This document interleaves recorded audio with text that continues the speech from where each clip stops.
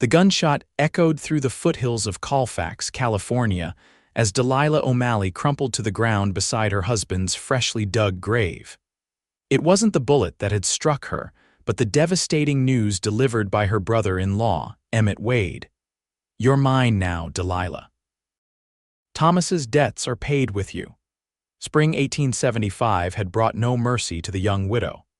At 23, Delilah found herself standing in the cemetery on the outskirts of town, the Sierra Nevada mountains looming in the distance as silent witnesses to her misfortune. Her husband Thomas had been dead less than an hour, his body still warm in the pine coffin that local townsmen had hastily constructed after his losing battle with pneumonia. "You can't be serious, Emmett," Delilah whispered, her trembling fingers clutching the worn leather-bound Bible Thomas had given her on their wedding day 2 years prior. Emmett Wade, a burly man with Thomas's eyes but none of his kindness, stepped closer. The smell of whiskey hung on his breath as he leaned in.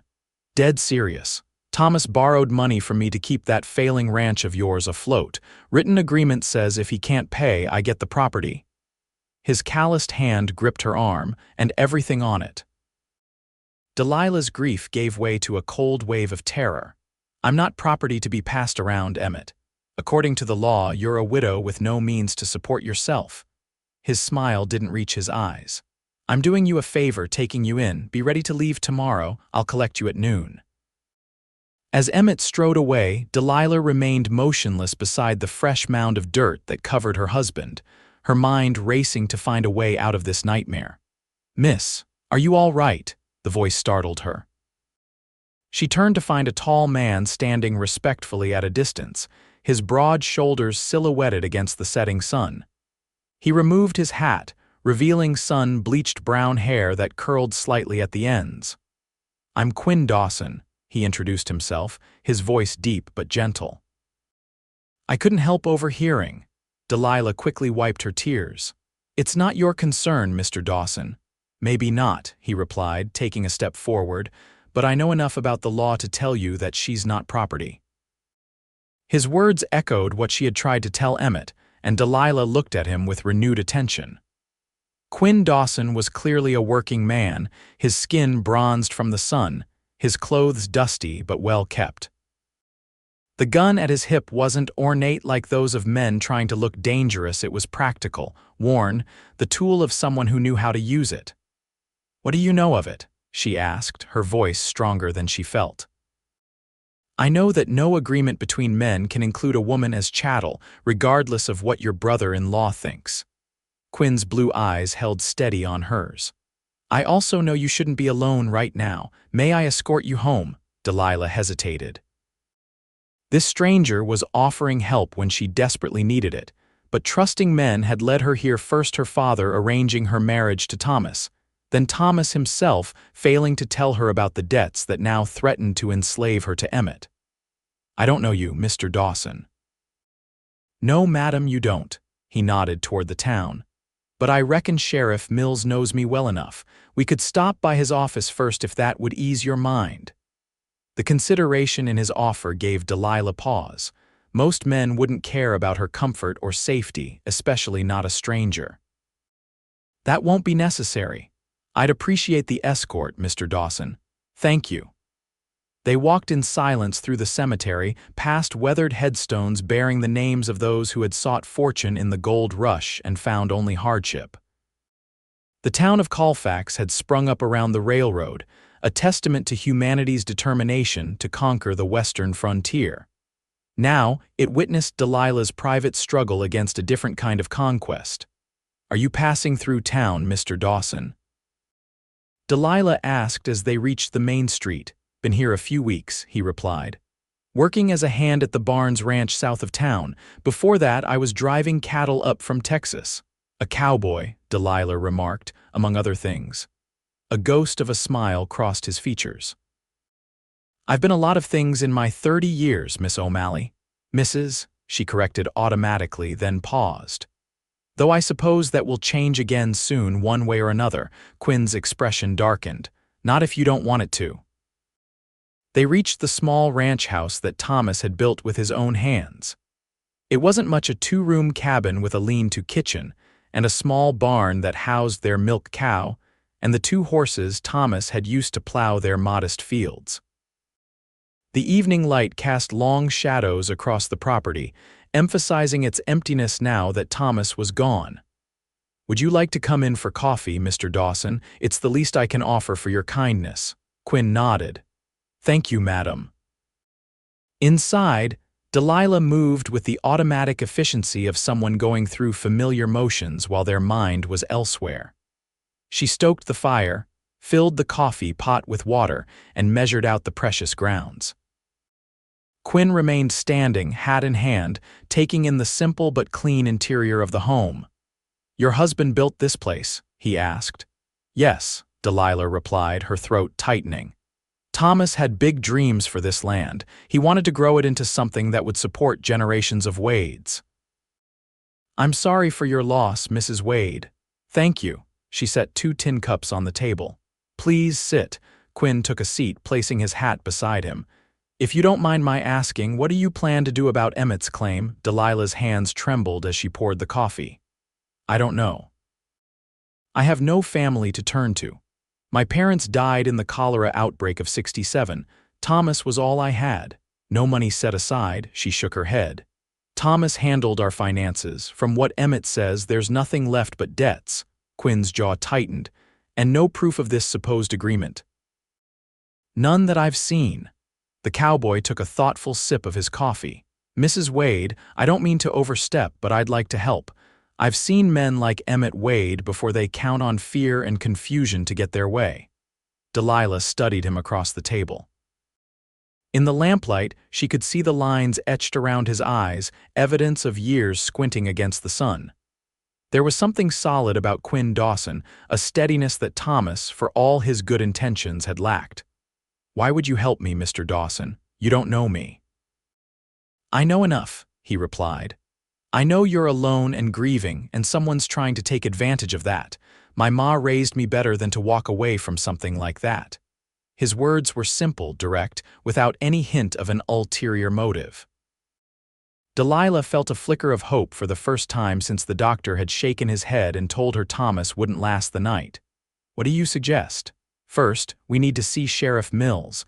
If there's truly a legal claim, he'll know about it. If not..." Quinn's expression hardened. "Then we're dealing with a different kind of problem." Delilah nodded, decision crystallizing in her mind. "We'll go first thing in the morning." "I'll be here at sunrise," Quinn promised, finishing his coffee and rising to leave. He paused at the door. "Lock this behind me, Mrs. Wade. And if Emmett shows up before I return, don't let him in." After he left, Delilah secured the door and leaned against it, exhaustion washing over her. Thomas was gone, buried in the hard California earth. Emmett thought he could claim her like a piece of furniture.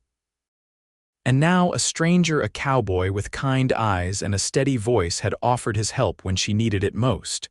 She moved around the cabin, blowing out lamps and banking the fire for the night.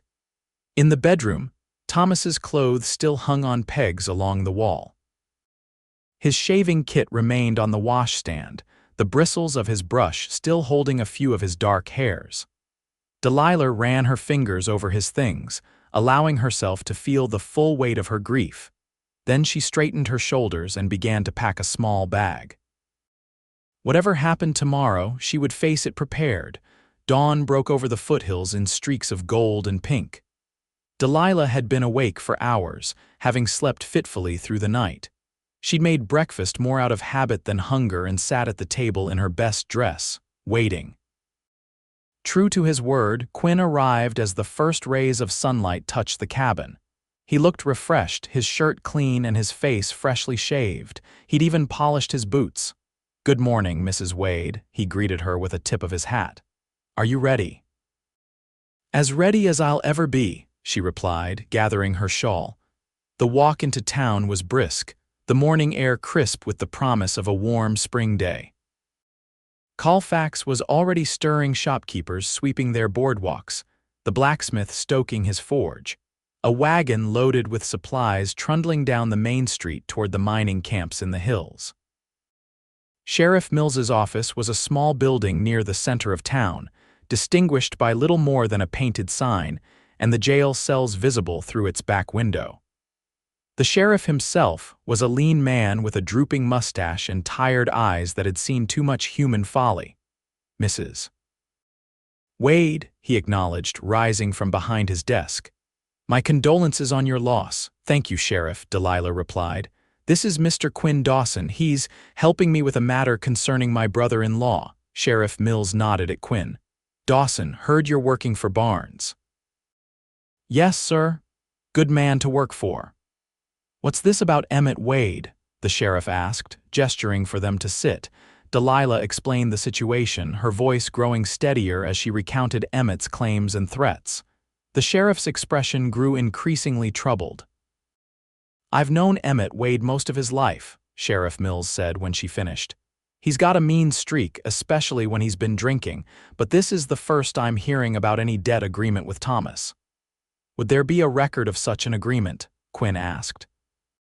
If it was legal and binding, yes, Judge Henderson would have filed it with the county clerk. The sheriff scratched his chin thoughtfully. I can send a telegram to the county seat, but that'll take time. We don't have time, Delilah said. Emmett said he'd come for me at noon today. Sheriff Mills leaned back in his chair. Well now, that's interesting, because Emmett rode out of town late last night, headed east according to Sam at the livery. Delilah and Quinn exchanged surprised glances. He said he'd be back, Delilah insisted. I don't doubt it, the sheriff replied. But this gives us a bit of breathing room. Let me send that telegram, and in the meantime, Mrs. Wade, I suggest you stay somewhere other than your cabin. She can stay at the Barnes Ranch, Quinn offered. Mrs. Barnes would welcome the company, and there's safety in numbers. Sheriff Mills nodded approvingly. That's a good idea. I'll let you know as soon as I hear back from the county clerk. As they left the sheriff's office, Delilah felt a mixture of relief and apprehension. Emmett's departure was unexpected, but she didn't trust it meant he'd given up his claim. Do you think he's gone to get the agreement? She asked Quinn as they walked toward the general store to purchase supplies she'd need for a stay at the Barnes Ranch. Possibly, Quinn replied. Or he's gone to bring back reinforcements. Either way, it's best you're not alone when he returns. The general store was run by Harold Fuller, a rotund man with spectacles perched on his nose. He was also Colfax's most reliable source of gossip. Mrs. Wade, he exclaimed as they entered. I was just saying to Mrs. Fuller how sorry we are about Thomas. Fine man he was. Thank you, Mr. Fuller, Delilah replied, selecting a few necessities: soap, thread, a new hairbrush to replace the one she'd forgotten in her haste. Heard Emmett was making a fuss at the funeral, Fuller continued, wrapping her purchases in brown paper. Something about Thomas owing him money. Quinn stepped forward, his presence suddenly more imposing. I'm sure Mrs. Wade would appreciate discretion during her time of mourning, Mr. Fuller. The storekeeper's face flushed. Of course, no offense meant. Delilah paid for her items, grateful for Quinn's intervention. As they stepped outside, she whispered, Thank you. The last thing I need is the entire town discussing my troubles. News travels fast in small towns, Quinn observed, but so does help when it's needed. They made one more stop at the bank, where Delilah discovered that Thomas had indeed been in significant debt. The bank manager, a sympathetic but firm man named George Wilson, explained that the ranch was mortgaged to the hilt. I'm afraid there's very little equity left, Mrs. Wade, he said, showing her the ledger. If you're unable to make the payments, the bank will have to foreclose. How much time do I have? Delilah asked, her mind racing. Next payment is due in 30 days. After that, if unpaid, we'd begin foreclosure proceedings. Outside the bank, Delilah leaned against the wall, struggling to process this new information. I had no idea we were in such financial trouble. Thomas never said a word. Quinn's expression was grim. Men often shield their wives from financial worries. It's misguided but common. What am I going to do? Delilah whispered. Even if Emmett has no legal claim on me, I have no way to keep the ranch. One problem at a time, Quinn advised. First, let's get you safely to the Barnes Ranch, then we'll figure out your options. The Barnes Ranch was a substantial property several miles south of Colfax. Unlike Delilah's modest homestead, this was a working cattle operation with multiple outbuildings, corrals full of horses, and a large main house built of sturdy logs. Eleanor Barnes was a formidable woman in her 50s with silver-streaked dark hair and an innate dignity that commanded respect. She welcomed Delilah with unexpected warmth. "Any friend of Quinn's is welcome here," she declared, leading Delilah into the house. "And a widow in need of shelter doubly so." Quinn explained the situation to Eleanor and her husband, Frank, a tall man with a weathered face and calloused hands that spoke of decades of hard work. "Emmett Wade always was a troublemaker," Frank remarked, shaking his head. "I remember when he was caught cheating at cards at the Silverton Saloon, nearly caused a riot. He's more dangerous than a card sharp now," Quinn said. "He thinks he can claim Mrs. Wade as payment for a debt." Frank's expression darkened. "Not in my territory, he won't." Eleanor showed Delilah to a comfortable room on the second floor of the house. "You'll be safe here, dear. Rest now. You look exhausted." Alone in the unfamiliar room, Delilah finally allowed herself to collapse onto the bed, the events of the past 24 hours catching up with her. She wept silently for Thomas, for the dreams they'd shared, and for the uncertain future she now faced. She must have fallen asleep, because when she opened her eyes again, the room was filled with the golden light of late afternoon. Someone had placed a tray of food on the bedside table: bread, cheese, sliced apples, and a glass of fresh milk. After washing her face and tidying her hair, Delilah ventured downstairs to find Eleanor in the kitchen, supervising the preparation of dinner. "There you are," the older woman said with a smile. "Feeling better after your rest?" "Yes, thank you. Your hospitality is more generous than I deserve." Eleanor waved away the thanks. "Nonsense. Quinn thinks highly of you, and that's good enough for me. You've known Mr. Dawson long?" Delilah asked, curious about the man who had come to her aid. "Just a few weeks," Eleanor replied, checking a pot bubbling on the stove. "But Frank and I have a knack for judging character. Quinn's solid, the kind of man who does right without making a fuss about it." Delilah helped set the large dining table, listening as Eleanor explained how she and Frank had built their ranch from nothing after traveling west in a wagon train in '52. "It wasn't easy," Eleanor admitted. "We lost our first child to fever on the journey. But we persevered, and now look at what we've built." The dinner bell rang, summoning the ranch hands from the bunkhouse. Delilah was surprised to see at least a dozen men file in, Quinn among them. They washed up at the pump outside before taking their places at the long table, a well-practiced routine. Quinn sat across from Delilah, offering her a reassuring smile. "Sheriff Mills stopped by earlier," he said quietly while the others were engaged in conversation. "No word yet from the county clerk, but he's asking around town about any legal dealings between Thomas and Emmett." "Thank you for everything you're doing," Delilah said. "I don't know how I'll ever repay you. No need for repayment, just doing what's right." Dinner was a lively affair, with the ranch hands sharing stories and jokes. Delilah found herself smiling despite her worries. These were good people, and for the moment at least, she was safe among them. After dinner, Frank invited everyone to the parlor. One of the hands had a fiddle, another a harmonica, and soon music filled the house. It was a tradition. Eleanor explained music after dinner every Saturday night. "It keeps the men out of town and out of trouble," she said with a wink. Delilah sat in a corner, watching as some of the men danced with each other, exaggerating their movements to the amusement of their companions. Quinn remained nearby, occasionally explaining who was who among the ranch hands. "That's Abe," he said, nodding toward a massive man with a beard that reached his chest. "Best horse breaker I've ever seen. And the skinny fellow playing the harmonica is duly used to ride with the Pony Express before the telegraph put them out of business. How did you come to work here?" Delilah asked. Quinn's eyes grew distant. I've been moving around since the war, cattle drives, ranch work, whatever honest labor I could find, rode into Colfax looking for work, and Frank needed an experienced hand. The war? You fought for the Union? Yes, madam. Enlisted in '63 when I was 18. Saw more than I care to remember. The sadness in his voice touched something in Delilah. Like her, Quinn carried sorrows he didn't speak of. The evening ended earlier than it might have in town. Ranch work started before dawn, and the men needed their rest. As the hands filed back to the bunkhouse, Quinn hung back. I'll be keeping watch tonight, he told Delilah, just to be safe. You should rest too, she protested. I've gone longer without sleep, he assured her with a small smile. Besides, I promised to help you, and I aim to keep that promise. The next day passed quietly. Delilah helped Alina with household tasks, grateful for the distraction. The older woman proved to be not just kind but shrewd, offering practical advice on Delilah's situation. You need to know exactly what your options are, Alina counseled as they kneaded bread dough together.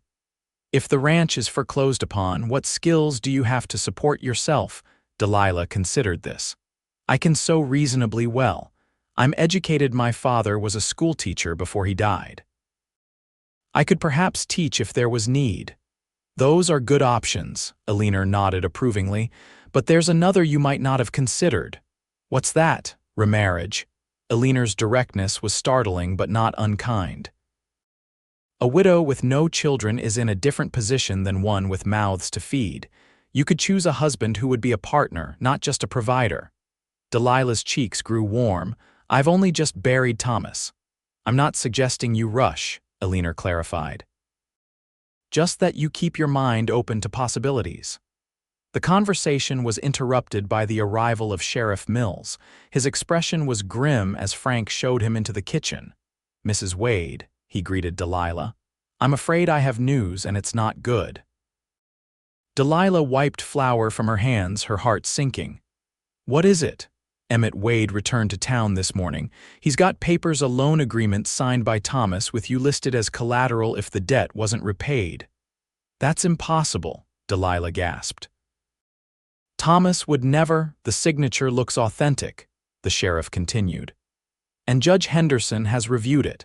He says while it's unusual, there's precedent for this kind of arrangement, especially in mining contracts where a man might offer his labor to repay a debt. But I'm not a miner offering my labor, Delilah protested. I'm a person. That's what I told the judge, Sheriff Mills agreed. But Emmett argues that as Thomas's widow, you inherit his obligations along with his assets. Frank Barnes had been listening silently, his expression darkening with every word. Now he spoke up. That's twisted logic, Sheriff, and you know it. I do, Mills admitted, and I'm not comfortable with it. But Emmett's threatening to bring in the federal marshal if we don't enforce the agreement. Let him, Quinn's voice came from the doorway. He had apparently heard enough to understand the situation. No federal marshal would uphold such a contract. Sheriff Mills looked uncomfortable. Ordinarily, I'd agree with you, but Emmett says the marshal in Sacramento is his cousin. A heavy silence fell over the kitchen. What does Emmett want? Delilah finally asked. If it's the ranch, he can have it. It's mortgaged to the bank anyway. He wants you, the sheriff said bluntly. Says he needs a woman to keep house, and this saves him the trouble of courting one. Delilah felt physically ill at the thought. Emmett had always looked at her with barely concealed resentment, even when Thomas was alive. The idea of being under his control was terrifying. Sheriff, Quinn said, his voice dangerously quiet, you know this isn't right. I do, Mills agreed. That's why I'm here warning you instead of bringing Mrs. Wade back to town under arrest for violating a legal agreement. What can we do? Alina asked, placing a protective arm around Delilah's shoulders. Buy time, the sheriff suggested. I've told Emmett that Mrs. Wade is in mourning and the Christian thing to do is give her at least a week before enforcing any claims. And he agreed, Frank asked skeptically, not happily. But he's trying to maintain some appearance of respectability. He's staying at the hotel in town, telling anyone who'll listen about how generous he's being, taking in his brother's widow. Quinn's jaw clenched. "A week isn't much time. It's all I could get," Sheriff Mills replied. "Use it wisely." He tipped his hat to the ladies and departed, Frank walking him out. Delilah sank into a chair, her legs suddenly too weak to support her. How could Thomas have done this? How could he have signed such an agreement? Quinn knelt beside her chair, his blue eyes steady on hers. "Mrs. Wade, Delilah, we don't know the circumstances. Thomas might have been desperate or Emmett might have tricked him. Either way, you're not bound by it." But the sheriff said, "The sheriff is giving us time to find a solution." Quinn's determination was palpable. "And we will find one." That evening, after the ranch hands had gone to their bunks, Quinn, Frank, and Alina sat with Delilah in the parlor, discussing options. "You could leave the territory," Frank suggested. "Head to Oregon or Washington, start fresh where Emmett can't find you." "With what money?" Delilah asked. "And even if I could afford the journey, I'd be looking over my shoulder forever." "We could challenge the agreement legally," Alina said. "Hire a lawyer from Sacramento to argue that no person can be collateral in a loan." "That would take longer than a week," Quinn pointed out. "And if Emmett's cousin really is the marshal?" The discussion continued in circles, each suggestion meeting a valid objection. As midnight approached, Delilah stood. "Thank you all for your concern," she said, "but I think I need to face this directly. Perhaps I should speak with Emmett myself, appeal to whatever brotherly feeling he might have had for Thomas." "Not alone," Quinn stated firmly. "If you go to town, I'm going with you." "We all will," Frank added. "Strength in numbers." Delilah felt a rush of gratitude for these people who had become her defenders. "Very well. We'll go tomorrow." The next morning dawned clear and bright, a beautiful spring day at odds with the tension gripping the occupants of the Barnes ranch. Delilah dressed carefully in her black morning dress, pinning her hair in a simple but neat style that emphasized her youth and vulnerability qualities she hoped might awaken some protective instinct in her brother-in-law. Quinn, Frank, and 2 other ranch hands accompanied her into town. They rode slowly, no one eager for the confrontation ahead. Colfax was busy, wagons and horsemen crowding the main street as miners and merchants went about their business. Several people nodded respectfully to Delilah, word of her husband's death having spread throughout the community.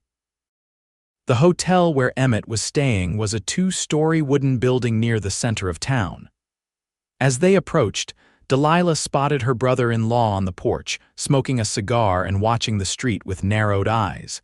He straightened when he saw their party, a smirk spreading across his face. "Well, well, the widow returns with her champions." Quinn dismounted first, offering his hand to help Delilah down from her horse. "Mr. Wade," he said coolly, "Mrs. Wade would like to speak with you."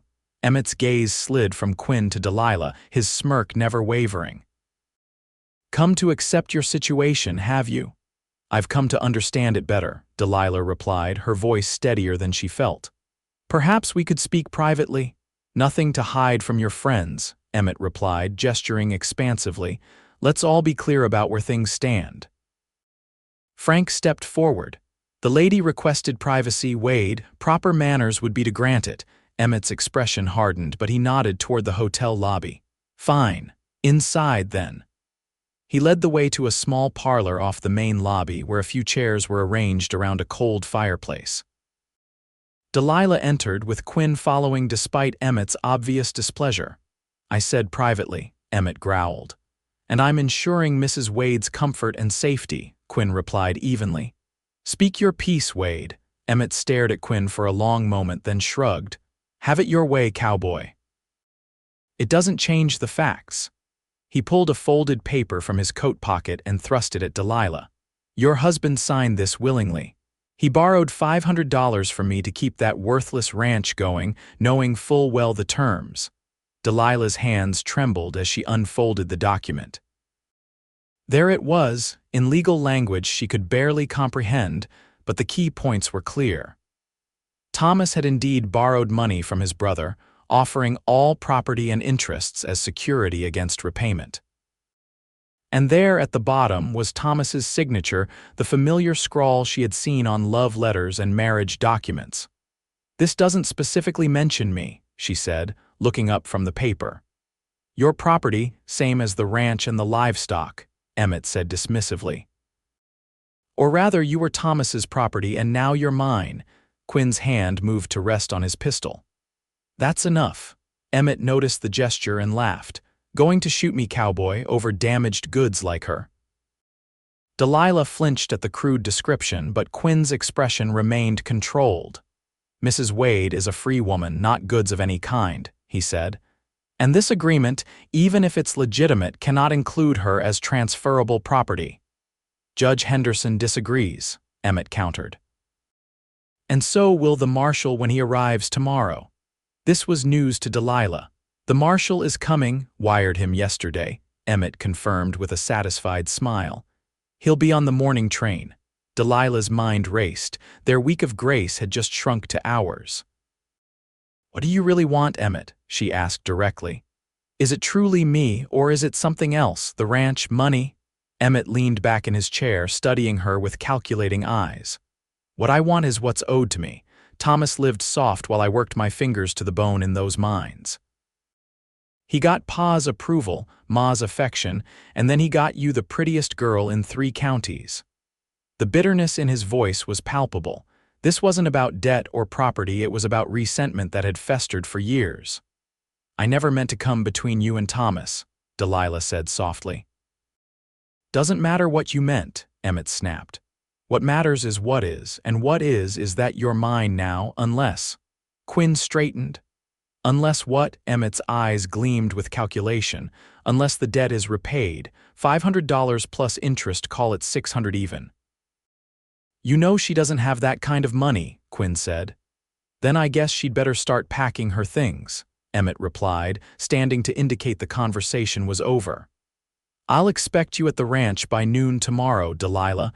The marshal will escort you if necessary. Outside the hotel, Delilah struggled to control her trembling. $600, she whispered. It might as well be $1 million. Quinn helped her back onto her horse, his expression grim but determined. We need to talk to the bank manager again, he said. And then I have an idea. The bank was their next stop. George Wilson received them in his small office, his manner professional but sympathetic when Quinn explained the situation. $600 is a substantial sum, Wilson acknowledged. The ranch itself is worth perhaps twice that, but with the mortgage. He consulted his ledger. There's perhaps $200 of equity remaining. Could Mrs. Wade borrow against that equity? Quinn asked. Wilson hesitated. Ordinarily, no. A woman alone is not considered a good credit risk, however. He looked thoughtfully at Delilah. If you had a male co-signer, someone of good character and means. I'll co-sign, Quinn said without hesitation. Wilson raised his eyebrows. That's very generous, Mr. Dawson, but do you have sufficient assets to secure such a loan? I have savings, Quinn replied. Not $600, but enough to show good faith. Wilson considered this. Bring me what you have and I'll see what can be arranged, but I must warn you both, if this loan isn't repaid, you would both be liable. After leaving the bank, Quinn led Delilah to the telegraph office. I need to send a message, he explained, and then we should get you back to the Barnes Ranch where it's safe. What are you planning? Delilah asked as they waited for the telegraph operator to return from his lunch. Something desperate, Quinn admitted, but we're out of options. That evening, as everyone gathered for dinner at the Barnes Ranch, Quinn explained his plan. I've wired an old friend in Sacramento, a lawyer I served with during the war. He's coming on the same train as the marshal, and he'll represent Mrs. Wade's interests. That's good, Frank nodded approvingly. Legal representation is essential. There's more, Quinn continued. I'm offering to clear the debt myself, Delilah gasped. Quinn, no, you said yourself you don't have that kind of money. I have some savings, he replied. And Mr. Wilson has agreed to loan me the rest, using my future wages as security. I can't let you do this, Delilah protested. You barely know me. Quinn's gaze was steady. I know enough to recognize when someone's being wronged. And I have no family, no obligations. My money is mine to spend as I choose. It would take you years to repay such a loan, Alina pointed out. Yes, Quinn agreed, but it's my choice to make. Delilah was overwhelmed by his generosity. No one in her life had ever made such a sacrifice for her, not even Thomas, who she had believed loved her. There has to be another way, she insisted. If there is, we'll find it before the train arrives tomorrow, Quinn promised. But if not, this is our fallback plan. That night, Delilah couldn't sleep. She paced her room, alternating between gratitude for Quinn's offer and determination not to accept it. She couldn't let him sacrifice his future for her freedom.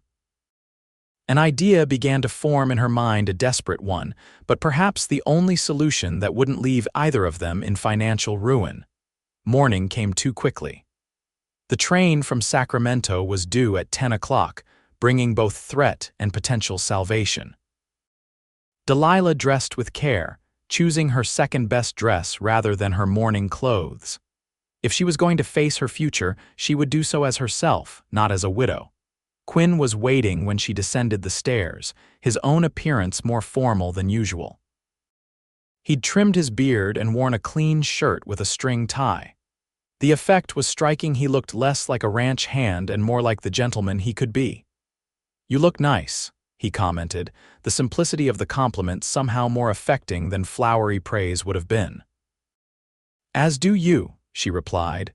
The ride to town was tense, everyone aware of the stakes. Frank and Alina had insisted on accompanying them, along with several ranch hands who refused to let their friend face trouble alone. The train station was crowded when they arrived.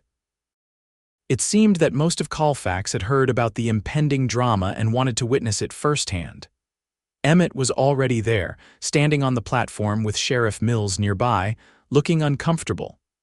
"Quite the audience you've gathered," Emmett called as Quinn helped Delilah from her horse.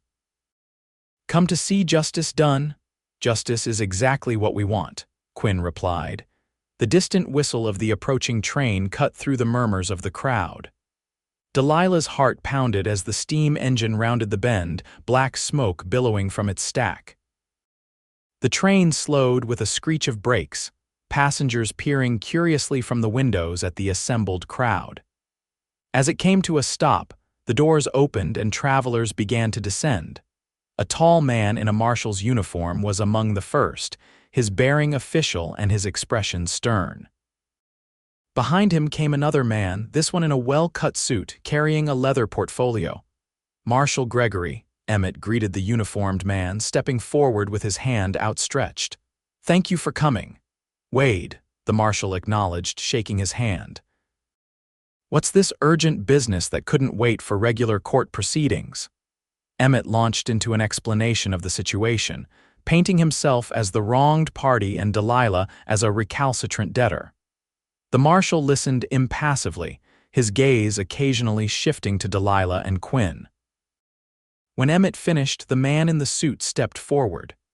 "Marshal, if I may, I'm Benjamin Holloway, attorney at law. I represent Mrs. Delilah Wade in this matter." Emmett's face reddened.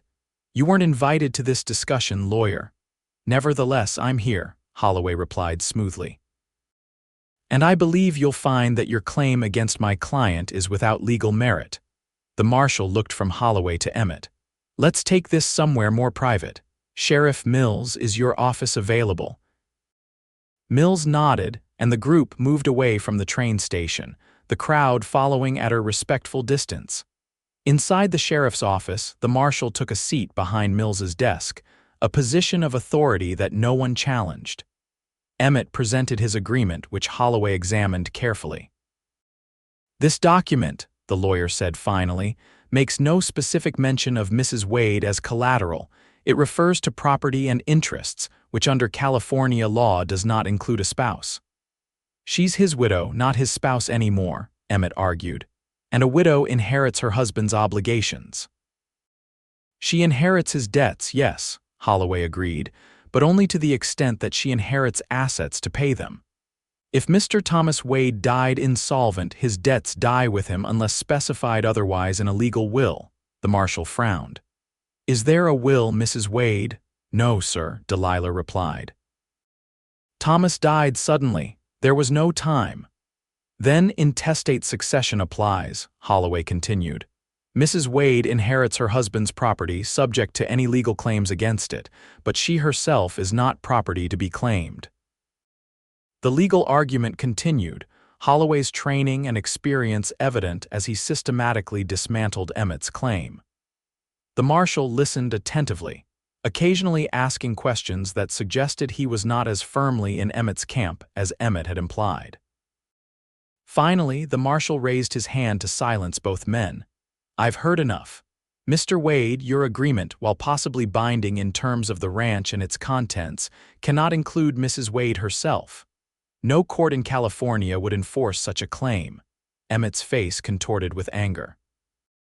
"This is absurd. She's a woman with no means to support herself. I'm offering her a home protection, you're offering her servitude," Quinn interrupted, speaking for the first time since the discussion began.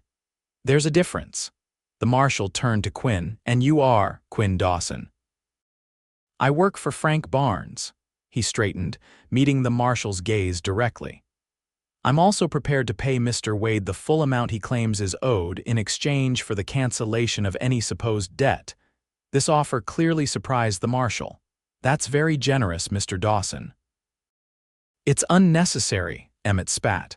"I don't want his money, I want what's rightfully mine." "What's rightfully yours is repayment of the loan, if indeed it was a legitimate loan," the marshal replied. "Nothing more." Delilah stepped forward, her decision made. "If I may speak." All eyes turned to her. "I appreciate Mr. Dawson's generous offer," she said, her voice steady despite her nerves, "but I have another proposal that may satisfy all parties." She turned to face Emmett directly. "You claim Thomas owed you $600. The ranch, according to the bank, has $200 of equity after the mortgage is satisfied. I propose to sign over my interest in the ranch to you, clearing $200 of the debt." Emmett's eyes narrowed suspiciously. "And the remaining $400. "I will pay that over time from my earnings." "Earnings from what?" Emmett scoffed. "Women don't earn enough to pay such a debt." "I will," Delilah insisted.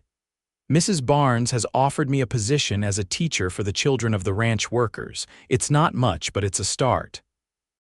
Quinn looked at her with surprise and something like admiration. This was the first he'd heard of such an arrangement. Emmett laughed derisively. "And how long would it take you to repay $400 on a teacher's salary?" 20 years. 30. "However long it takes," Delilah replied steadily. "I honor my husband's debts, but I will not become your property." The marshal considered this. "It seems a reasonable compromise." "It's not enough," Emmett insisted. "I want Mr. Wade," the marshal interrupted, his tone suddenly sharp. "I begin to suspect your motives are not financial at all. Mrs. Wade has offered a fair settlement. You would be wise to accept it." A tense silence filled the room. Emmett's gaze moved from the marshal to Delilah, then to Quinn, whose hand had once again moved to rest near his pistol. "Fine," Emmett finally spat. "The ranch and payments over time, but I want it in writing, signed by the sheriff and the marshal." "Of course," Holloway agreed smoothly. "I'll draft the agreement now." As the lawyer began writing, Quinn moved to stand beside Delilah. "Are you sure about this?" He asked quietly. "You're giving up your home." "A home mortgaged beyond its value," she replied, "and filled with memories I'm not sure I want to keep." Quinn studied her face. "What did Mrs. Barnes say about teaching?" She suggested it last night. "The ranch has several families with children who need education. It's not much money, but it's honest work, and—" She hesitated. "Eleanor offered me a place to stay in return." Understanding dawned in Quinn's eyes. "You've planned this all along." "Since last night," Delilah admitted. "I couldn't let you sacrifice your savings for me, and I needed to find a way forward that didn't involve being under Emmett's control." The agreement was drafted, reviewed, and signed within the hour. Emmett left with the deed to the ranch and a payment schedule that would take Delilah years to fulfill, but she had her freedom. Outside the sheriff's office, the crowd had dispersed, disappointed that there had been no dramatic confrontation. Quinn, Delilah, Frank, and Eleanor stood in the spring sunshine, a sense of cautious relief among them. "That was well handled," Frank told Delilah. "Standing up to Emmett took courage. "I had good advisors," she replied, glancing at Quinn. "And now you have a new beginning," Alina added. "The children will be delighted to have a proper teacher." As they prepared to return to the ranch, Quinn hung back, waiting until Frank and Alina had moved ahead. "You didn't have to face this alone," he said to Delilah. "My offer was sincere." "I know it was," she replied, touched by his concern. "But I need to stand on my own feet now. Thomas made decisions for me about our finances, our future, without consulting me. I won't let that happen again." Quinn nodded, respect evident in his expression. "Independence suits you, Mrs. Wade." "Please," she said with a small smile, "call me Delilah." The weeks that followed brought a new routine for Delilah. She converted a small outbuilding on the Barnes Ranch into a schoolhouse, teaching reading, writing, arithmetic, and history to the 8 children who lived on the property. The work was challenging but rewarding, the children eager to learn and grateful for her attention. Her living arrangements were modest but comfortable, a small room in the main house that Alina had helped her decorate with simple curtains and a colorful quilt. Delilah's few possessions from her marriage to Thomas had been packed and stored, memories she wasn't ready to face but couldn't bring herself to discard. Quinn remained a constant presence, though respectfully distant. He worked long hours with the other hands, but occasionally joined her for a walk in the evening, discussing books they had read or sharing stories of their lives before Colfax. She learned that he had grown up in Ohio, the son of a blacksmith who had taught him to work with his hands and a mother who had insisted he learn to work with his mind as well. The war had taken him east, where he had fought in terrible battles that he mentioned only in passing. After the war, unable to settle back into civilian life in Ohio, he had drifted west, working wherever honest labor was needed. In turn, she told him about her childhood in Missouri, where her father's position as a schoolteacher had given her access to education unusual for a girl. She spoke of Thomas's courtship, his charm, his big dreams, and her parents' approval of the match despite her own misgivings. "You didn't love him when you married?" Quinn asked one evening as they walked along the creek that bordered the Barnes property. "I thought I did," Delilah replied honestly. "Or at least I thought love would grow. Thomas was handsome and ambitious, and he promised me adventure," she sighed. "What I got was loneliness and debt." Quinn was silent for a moment. "Not all men are like Thomas." "I know," she said, glancing at him. "You've shown me that." The summer progressed, hot and dry as California summers often are. Delilah settled into her role as teacher, finding satisfaction in the children's progress and in her growing sense of independence. The first of her monthly payments to Emmett was delivered through the bank, a small amount but a testament to her determination to honor her agreement. Emmett himself remained in Colfax, having moved into the ranch house that had once been Delilah's home.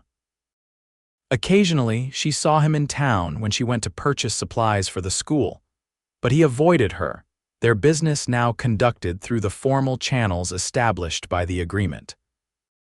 One evening in late July, a visitor arrived at the Barnes Ranch. Benjamin Holloway, the lawyer who had helped Delilah negotiate her settlement with Emmett. Quinn, who had been repairing a fence nearby, spotted the approaching buggy and met the lawyer in the yard. "Mr. Holloway," he greeted the man, "this is an unexpected visit." "Mr. Dawson," Holloway replied, climbing down from the buggy. "I've come to speak with Mrs. Wade about a matter of some importance." Quinn led him to the schoolhouse, where Delilah was preparing lessons for the following day. Her surprise at seeing the lawyer quickly turned to concern. "Is something wrong with the agreement?" she asked after the initial greetings. "Not exactly," Holloway replied, taking a seat at one of the children's desks. "But there's been a development I thought you should know about." He opened his portfolio and removed a folded document. "After our meeting with the marshal, I became curious about the loan agreement between your husband and his brother. Something about it didn't sit right with me." Delilah glanced at Quinn, who had remained by the door, his expression alert. "What did you discover?" she asked. "I took the liberty of comparing the signature on the loan agreement with other documents bearing your husband's signature," Holloway explained. There are subtle differences enough that I believe the signature on the loan agreement may have been forged. Delilah's heart raced. Are you saying Emmett created the agreement after Thomas died? It's possible, Holloway nodded. I consulted a handwriting expert in Sacramento who agrees that there are inconsistencies. It's not conclusive proof, but it's enough to challenge the validity of the agreement in court. What would that mean for Mrs. Wade? Quinn asked. If the agreement is proven false, she would be released from any obligation to repay the supposed debt, Holloway explained. And potentially, she could reclaim the ranch, though that might be complicated by the fact that she's already signed it over to Emmett. Delilah's mind whirled with the implications. You're saying Thomas might not have borrowed money from Emmett at all, that the entire debt could be a fabrication. It's a strong possibility, Holloway confirmed. Especially given Emmett's eagerness to claim you as part of the collateral, a detail so legally dubious that it suggests the entire agreement may have been drafted by someone with little understanding of the law. Quinn moved from the doorway to stand beside Delilah. What would it take to prove this in court? Time, money for legal fees, and a judge willing to hear the case, Holloway replied. I'd be willing to represent Mrs. Wade on a contingency basis payment only if we win. Delilah was overwhelmed. Just when she had accepted her new life, this revelation threatened to upend everything again. I need time to think about this, she said finally. Of course, Holloway agreed, rising from the small desk. I'll be in Colfax for the next few days. Send word when you've made your decision. After the lawyer had departed, Delilah remained in the schoolhouse, staring at the slate board where she had written tomorrow's lessons. Are you all right? Quinn asked quietly. I don't know, she admitted. If what Mr. Holloway suspects is true, Emmett not only tried to claim me as property, he invented a debt to do so. It wouldn't surprise me, Quinn said grimly.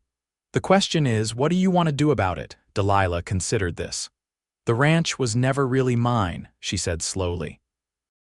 It was Thomas's dream, not mine, and now you have a new life here, Quinn finished for her. Yes. She looked up at him, seeing the warmth in his blue eyes. But if Emmett forged that agreement, he should be held accountable, not just for me, but for what's right. Quinn's smile was one of approval and something deeper. I was hoping you'd say that. The decision to challenge Emmett was not made lightly. Delilah consulted with Frank and Alina, who supported her completely, even offering to help with legal costs if necessary. Quinn was steadfast in his encouragement, his belief in her right to justice unwavering. 2 days later, they met with Holloway at the Colfax Hotel to formalize their strategy. The lawyer would file a petition with the county court, challenging the validity of the loan agreement and seeking damages for fraud. Be prepared for Emmett to fight back, Holloway warned. Men like him don't give up easily. Neither do I, Delilah replied with newfound confidence. The legal wheels turned slowly. August gave way to September, and still there was no court date set. Delilah continued teaching, finding joy in the children's progress and in the simple rhythms of life at the Barnes Ranch. Her relationship with Quinn deepened gradually, their evening walks becoming a cherished ritual. They spoke of books, of politics, of their hopes for the future. Sometimes they rode together on Sundays, exploring the foothills and valleys around Colfax. It was during one such ride, on a golden afternoon in late September, that Quinn finally spoke of feelings that had been growing between them for months. They had stopped to rest their horses near a clear stream, sitting side by side on a fallen log as the water gurgled past. Delilah, Quinn began, his usual confidence replaced by a touching uncertainty.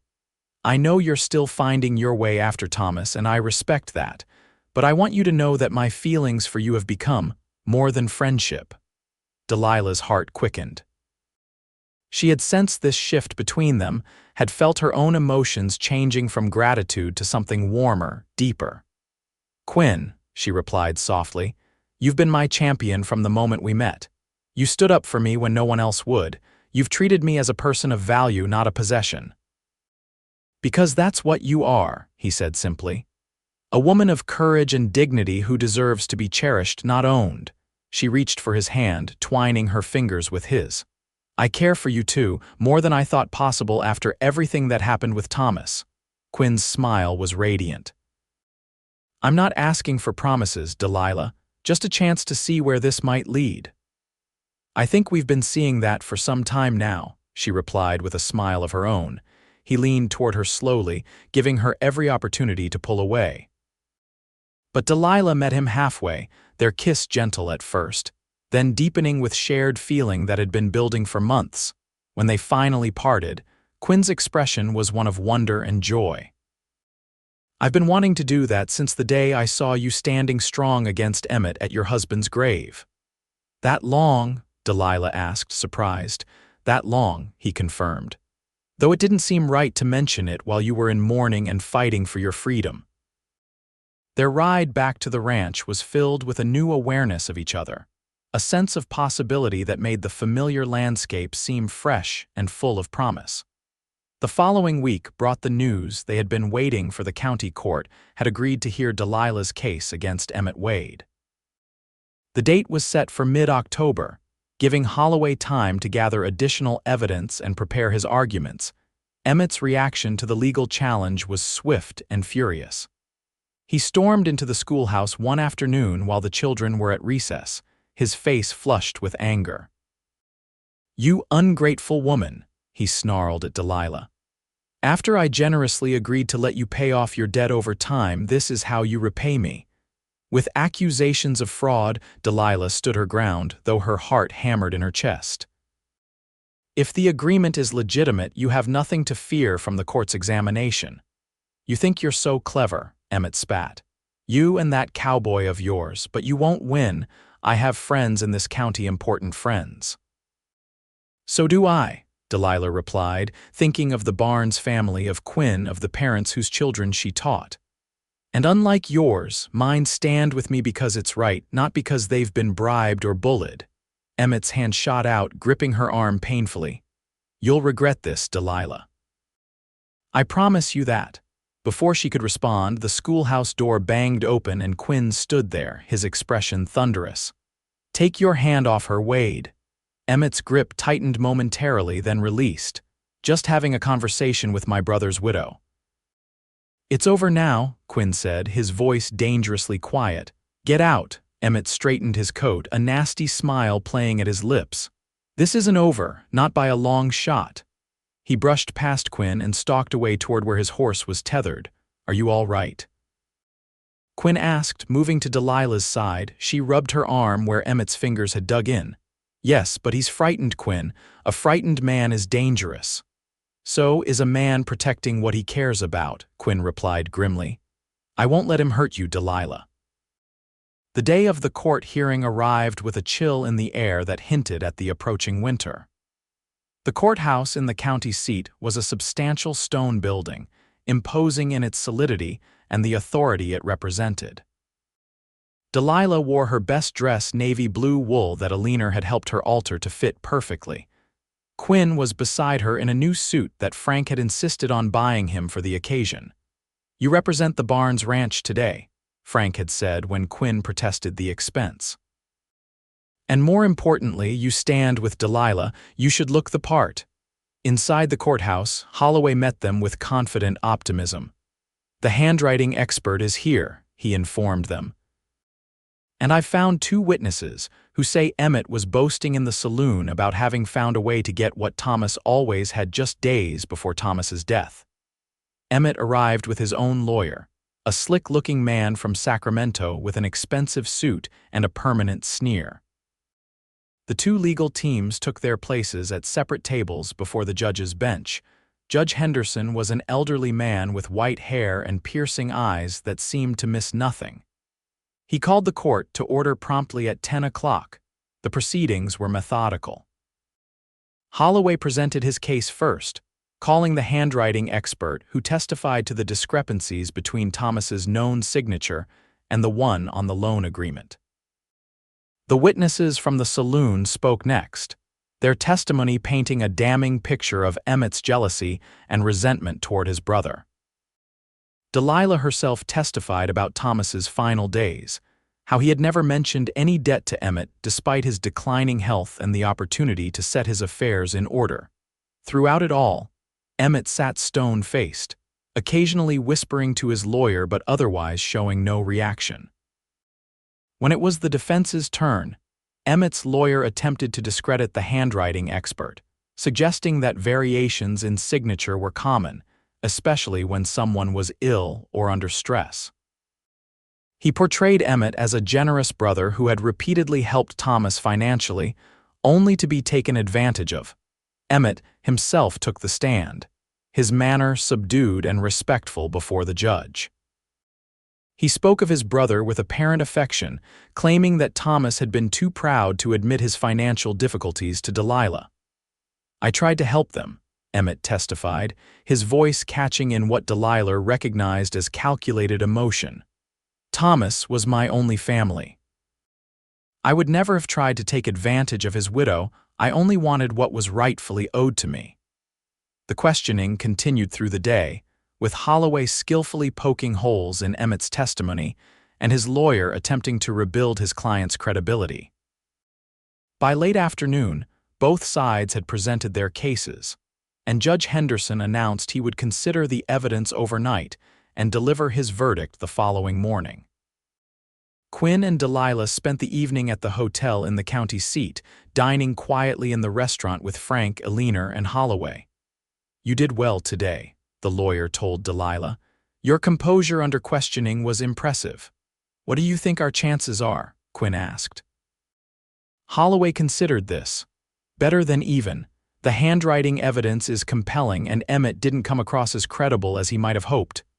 "Whatever happens," Eleanor said firmly, "you've stood up for the truth. That matters." They retired early, everyone exhausted from the tension of the day. In the privacy of her hotel room, Delilah found herself unable to sleep, her mind replaying the day's events and imagining possible outcomes. A soft knock at her door startled her from her thoughts. Opening it cautiously, she found Quinn standing there, looking as restless as she felt. "I couldn't sleep," he explained. "Thought you might be awake too." Delilah stepped back to let him in, mindful of propriety but needing his company more than she cared about gossip. "I keep thinking about Emmett's testimony," she said as Quinn took a seat in the room's single chair. "How easily he lied about caring for Thomas." "Some men can lie without conscience," Quinn replied. "It's one of the hard lessons I learned during the war." Delilah sat on the edge of the bed, her hands clasped in her lap. "What if the judge believes him?" "Then we appeal," Quinn said simply. "We keep fighting until the truth is recognized." His certainty was comforting. "You say we as if my battle is yours, isn't it?" Quinn met her gaze steadily. "Delilah, I told you my feelings. They haven't changed. If anything, they've grown stronger. Your battles are mine if you'll have me fight them with you." She crossed the room to him, taking his hands and drawing him to his feet. "I will," she whispered. "Quinn, whatever happens tomorrow, I want you beside me not just for this fight, but for all the days to come." His eyes widened with understanding. "Delilah, are you saying?" "I'm saying I love you," she replied, the words feeling right and true as they left her lips. "I love your strength and your gentleness. I love that you saw me as a person when others saw property. I love that you never once made me feel that your help came with expectations." Quinn's arms encircled her, holding her close as if she were precious beyond measure. "I love you too," he murmured against her hair. "More than I thought possible." Their kiss was a promise, a sealing of their hearts' understanding. When they finally parted, Quinn pressed his forehead to hers. "When this is over," he said softly, "however it ends, will you marry me?" "Yes," Delilah answered without hesitation. "Yes, I will." Quinn left shortly after, both of them aware of the importance of maintaining Delilah's reputation, especially with the court case pending. But the promise between them lingered, giving Delilah a sense of peace that finally allowed her to sleep. The next morning dawned clear and cold. The courthouse was more crowded than the previous day, word having spread about the case and its dramatic testimony. Delilah entered with Quinn at her side, their quiet confidence a stark contrast to Emmett's nervous energy at the defense table. Judge Henderson called the court to order, his expression giving no hint of his decision. Having reviewed the evidence presented by both parties, the judge began, I have reached a verdict in the matter of Wade versus Wade. The courtroom fell silent, everyone leaning forward in anticipation. It is the finding of this court that the loan agreement presented by the defendant, Emmett Wade, is not authentic.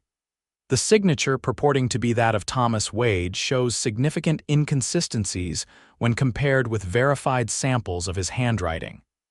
A murmur rippled through the spectators. Delilah felt Quinn's hand close over hers, warm and supportive. Furthermore, the judge continued, testimony from multiple witnesses suggests that the defendant harbored resentment toward his brother and may have fabricated the agreement after Thomas Wade's death to gain control of his property. Emmett's face had gone pale, his hands gripping the edge of the table. Therefore, I rule in favor of the plaintiff, Delilah Wade. The purported loan agreement is null and void, and any property transferred as a result of this fraudulent document is to be returned to Mrs. Wade immediately. The judge paused, his stern gaze fixing on Emmett.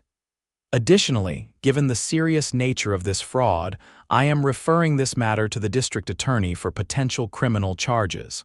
The court is adjourned. The bang of the gavel was almost drowned out by the eruption of conversation in the courtroom. Delilah sat stunned, the full import of the judge's decision washing over her. Quinn's arm came around her shoulders, steadying her. "You won," he whispered. "It's over." Holloway was shaking her hand, his face wreathed in a broad smile. "Congratulations, Mrs. Wade. The ranch is yours again." Across the room, Emmett was engaged in a heated argument with his lawyer. As Delilah watched, he suddenly broke away and strode toward her, his expression murderous. Quinn was on his feet instantly, placing himself between Delilah and her brother-in-law. But before Emmett could reach them, two court officers intercepted him, restraining him as he shouted incoherently. "You'll regret this," Emmett yelled as he was dragged away. "This isn't over." But it was over. Emmett was taken into custody on suspicion of fraud, his threats rendered hollow by the bars of the county jail. Outside the courthouse, standing in the crisp October sunshine, Delilah felt as though a great weight had been lifted from her shoulders. "I can hardly believe it," she said to Quinn. "The ranch is mine again." "What will you do with it?" he asked. Delilah considered this. The ranch had never really been her dream, it had been Thomas's, a place built on secrets and deception. "I think I'll sell it," she decided. "Start fresh." Quinn nodded, understanding in his eyes. "Wherever you want to go, whatever you want to do, I'm with you." "I want to stay in Colfax," she replied. "Continue teaching, perhaps open a proper school someday." She smiled up at him. "And marry you, of course." His answering smile was radiant. "That can be arranged." 3 weeks later, on a bright November afternoon, Delilah O'Malley became Delilah Dawson in a simple ceremony at the Barnes Ranch. Aliner had insisted on hosting the wedding, transforming the ranch house with autumn flowers and ribbons for the occasion. The ranch hands built a dance floor in the yard, and someone brought a fiddle. Sheriff Mills performed the ceremony, beaming as he pronounced them husband and wife. The entire town seemed to have turned out to celebrate, a testament to how quickly Delilah had become part of the community, and how well-respected Quinn was among his peers. As they danced under the stars, Quinn held Delilah close, his voice soft against her ear. "Happy, Mrs. Dawson." "More than I ever thought possible," she replied truthfully. The ranch had sold quickly, purchased by a family from Oregon looking to settle in the foothills. With the proceeds, after paying off the mortgage, Delilah and Quinn had bought a small house in Colfax, close enough to the Barnes Ranch for Quinn to continue working there while Delilah established a proper schoolhouse in town. As for Emmett, he had been convicted of fraud and sentenced to 2 years in the state prison. His bitter threats had faded to impotent letters that Delilah no longer bothered to read. The night of their wedding, as they stood on the porch of their new home, Quinn turned to his bride with a seriousness that momentarily concerned her. "Delilah," he said, taking her hands in his, "I want you to know something. When I stepped in that day at Thomas's funeral, it wasn't because I thought you couldn't handle Emmett yourself. It was because you shouldn't have had to, not alone, not on the day you buried your husband." She nodded, touched by his understanding. "I know, Quinn. You never treated me as property or as someone who needed saving. You treated me as a partner." "That's what we are," he affirmed. "Partners in everything from this day forward." "From this day forward," she echoed, sealing the promise with a kiss. Spring 1876 arrived with new beginnings. Delilah's school had grown to 20 students, requiring the hiring of a second teacher. Quinn had been promoted to foreman at the Barnes Ranch, his steady leadership recognized and rewarded. And in April, as the wildflowers bloomed across the foothills, Delilah shared the news she had been keeping secret for weeks: they would be welcoming a child in the fall. Quinn's joy was boundless, his tenderness toward his wife increasing with each passing day. They prepared the spare room as a nursery, Quinn crafting a cradle from oak with his own hands while Delilah sewed tiny garments in the evenings. Their son, William Franklin Dawson, was born on a stormy September night, entering the world with a robust cry that set the midwife laughing. "He has his father's lungs," Eleanor Barnes commented as she helped clean the infant. She had insisted on being present, having become something of a mother figure to Delilah over the past year. Quinn, allowed into the bedroom once mother and child were presentable, approached the bed with awe on his face. "He's perfect," he whispered, gently touching his son's tiny fist. "Just like his mother." Delilah smiled tiredly up at her husband. "He has your eyes, I think." "Poor child," Quinn joked, but his expression remained one of wonder. As William grew, so did the town of Colfax. The railroad brought more settlers, more businesses, more opportunities. Quinn eventually left the Barnes Ranch to start his own freight company, transporting goods between Colfax and the surrounding communities. The business thrived, allowing them to build a larger home with space for Delilah's school on the ground floor. Their family grew as well. A daughter, Margaret Eleanor, joined them 2 years after William, followed by another son, James Quinn, 2 years after that. Their house rang with children's laughter, with music from the piano Quinn had surprised Delilah with on their 5th anniversary, with the sounds of a family building a life together. Occasionally, when the children were asleep and they sat together on their porch watching the stars, Delilah would remember the day Quinn had stood beside Thomas's grave and declared that she was not property. How strange, she thought, that a moment of such sorrow had led to such joy. "What are you thinking about?" Quinn asked on one such evening, noticing her contemplative expression. "About how differently our lives might have gone," she replied. "If you hadn't been in the cemetery that day, if you hadn't spoken up." "I like to think we would have found each other anyway," Quinn said, taking her hand. "Some things are meant to be." Delilah leaned against his shoulder, content in the knowledge that of all the paths her life might have taken, this was the one she would choose every time, not as property to be claimed, but as a woman who had found her strength, her purpose, and her love in the golden foothills of California. "Yes," she agreed, watching as a shooting star traced a bright path across the heavens. "Some things are meant to be."